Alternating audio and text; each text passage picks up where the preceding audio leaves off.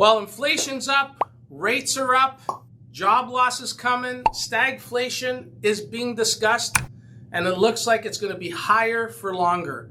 We're at episode 148 of the Wise Old Owl Show. I'm Vince Gaetano. Thanks for tuning in.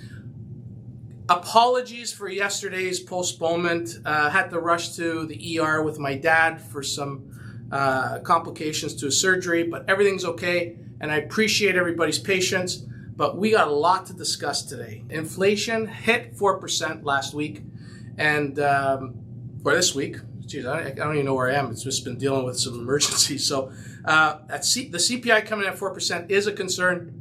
A little bit more than what was expected at 3.8 by economists, and hitting that 4 handle is very concerning.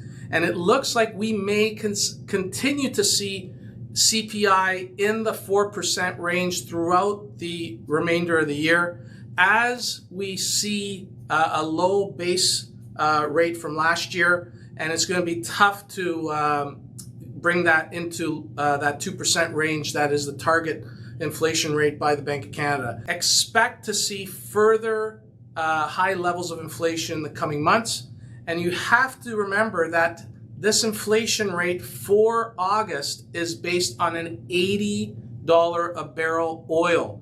So we're now seeing $90, $95 on a barrel of oil, which means that September we'll see further hikes on the fuel front. And as we get into the winter, heating homes becomes a requirement in Canada. So we're going to see continued pressure on the inflation front. That's not the only issue. You know, with the Fed announcing their concerns with rates, we saw the bond market pop. We saw the bond market hit 4.28% this week. It did come back down. It's in that 319 range, but that resistance level at 318 was pierced, and we saw it fly up to 428, which means higher rates are coming in the next few days and weeks as lenders start adjusting their fixed rates to reflect that increase to the bond market. The Feds seem to think that rates aren't coming till later in 2024, possibly not till the first quarter of 2025, which gives you that indication that there's going to be continued peak renewal pain. Okay, as more and more folks have to come up for renewal in the next year, they're going to see higher rates. They're going to see pressure on household disposable income going towards debt management, and it will run into problems for folks. At the end of this year, only 47% of Canadians will have experienced a renewal, a mortgage renewal. By the end of next year, we're going to see that number increase to about 66%. So the next little bit, we're going to see a significant portion of homeowners go through that renewal pain, and it's not going to be fun. When you see 5-year and 3-4-year terms in the 6s, possibly hitting 7% in the next week, folks are going to start feeling some pain. We're seeing an increased number of listings coming on the market, which is going to eventually push values down. Some markets will maintain themselves, other markets are going to buckle under that pressure, and we're going to see values come down on a continuous basis over the next 6 to 12 months. How far they'll drop, nobody knows, but the reality is affordability has become a challenge for a number of folks, and the bow's going to break. I just posted something the other day. The number of visits to the food bank in the GTA have doubled. They've doubled in a year. So more and more folks are in need of help with putting food on the table. These are families that are struggling to make ends meet. And, this government at all levels has to focus on this crisis. Look at suspending the carbon tax for a while. Let's look at maybe relieving people of paying HST and GST and PST on groceries. There's got to be something done to help folks. And with all due respect, taking away the GST and HST on purpose-built rentals, it's a start, but does that move us to a renter economy? Does that bring us to the Manhattanization of the GTA and the greater Vancouver area. And we have to now start thinking about, well, we better be happy just having a place and we're going to be renters forever. Okay? There still has to be something done for owner-occupied homes. We still need family homes, detaches built. And it shouldn't just be apartments. The ability to qualify for prime mortgages has become a lot more difficult over the last little while. With the most recent bond market activity, we're going to see probably another 15, 20, 25 basis point hike to fixed rates on the prime side. This is going to push the qualifying rate north of 8%, possibly 8.5%, 9%. It puts a significant amount of pressure on the ability to qualify for a prime mortgage. And it's going to stifle folks looking to renew their mortgage and shop their rates. You're talking about people coming out of mortgage renewal rates at 2.5%, 3%, now looking at trying to qualify and shop the market at 8.5%. It's a big challenge, and it's going to put a lot of people in a situation where they might have to stay where they are and not have any negotiating power. And those lenders offering those renewals know that. So I really encourage you to call your local mortgage professional. If you need help in any way, shape, or form, speak to an experienced mortgage professional to guide you through the options and alternatives that exist, and to really assess your situation to make sure that you have all your bases covered and all your options to be considered. Because the next 10, 12, 18 months is going to be extremely difficult for those renewing their mortgages. For those that are still 6 to 8 months out from your renewal period, start shopping now.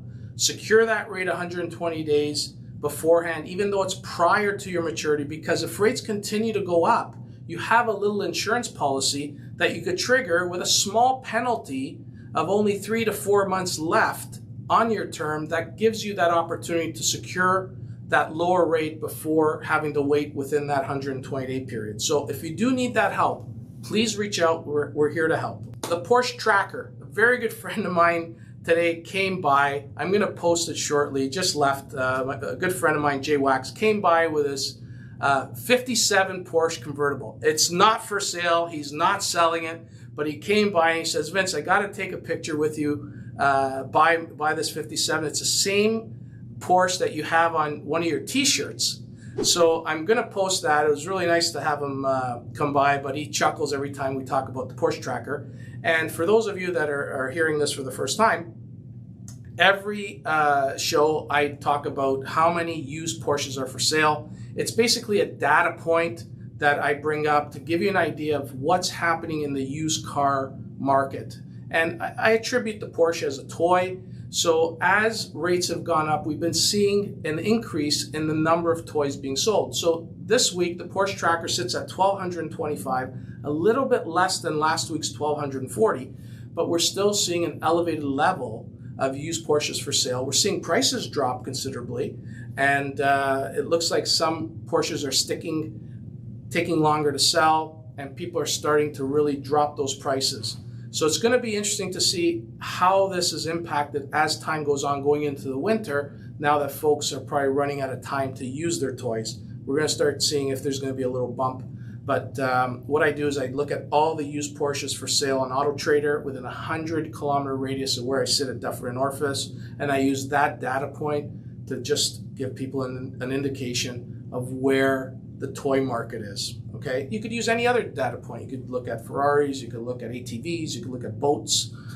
There's many data points out there. I just chose the Porsche as a point of interest, and all my followers and friends think it's pretty funny, and I was lucky enough to have someone pass by today to showcase his 57 Porsche. With that being said, I want to go into a Q&A from our listeners, viewers, and people that DM me. Buckle up. We're going into our helmet here. So tighten the chin straps. We're going to get to some questions. And we'll start off with, would you go with a 1-year or 2-year term at this time? Well, you know what? That is an interesting question. And that probably showed up before rates popped this week.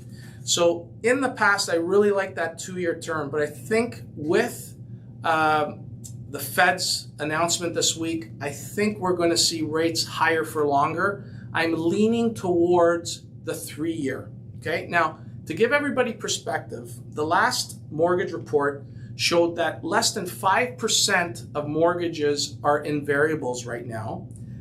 Only 10% are opting for the 5-year term.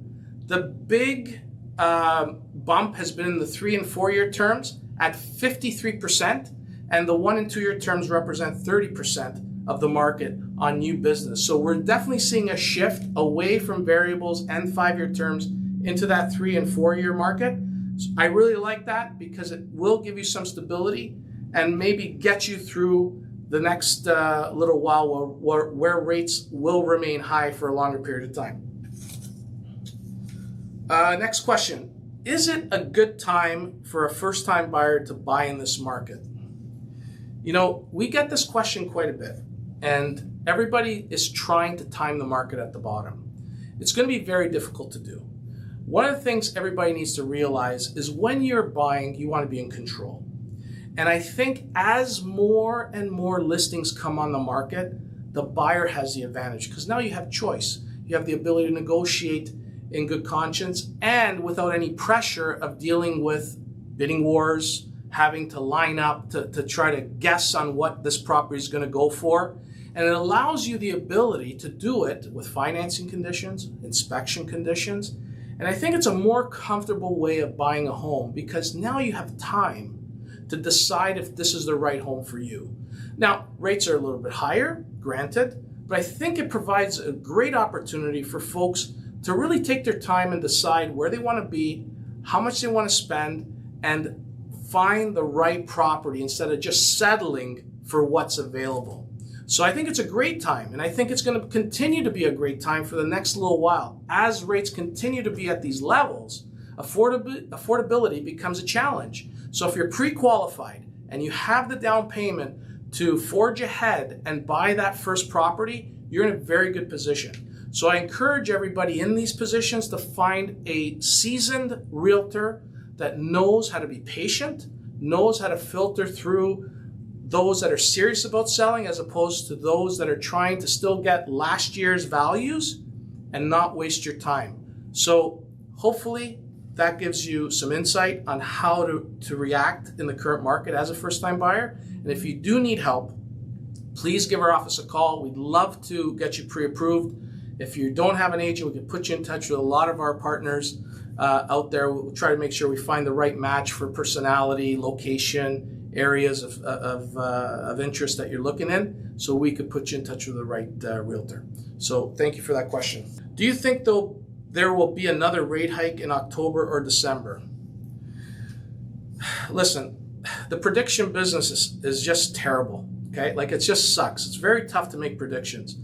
I really thought we were at the end of the rate hike cycle, but I do believe the Bank of Canada does have another bullet in the chamber and might fire another hike off in October or December. I think we may still have another bullet in the chamber.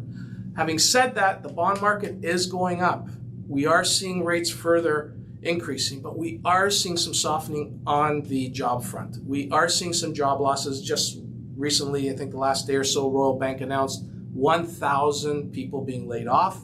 The August employment numbers did indicate that there was 50,000 new self-employed jobs, and I caution people on that figure because when people are going self-employed, they came from somewhere. So they were probably laid off or lost their job and are now moving into self-employment status. So that's a bit of a misnomer there. It's misguided. So I think we are starting to see a softening on the employment front that could give some comfort to the Bank of Canada that we may be at the end of the hiking cycle. So we'll keep an eye on it. We'll try to see where everything lands, but this is not going to be fun. It's going to be really bumpy. Tighten the chin straps. It's going to be ugly.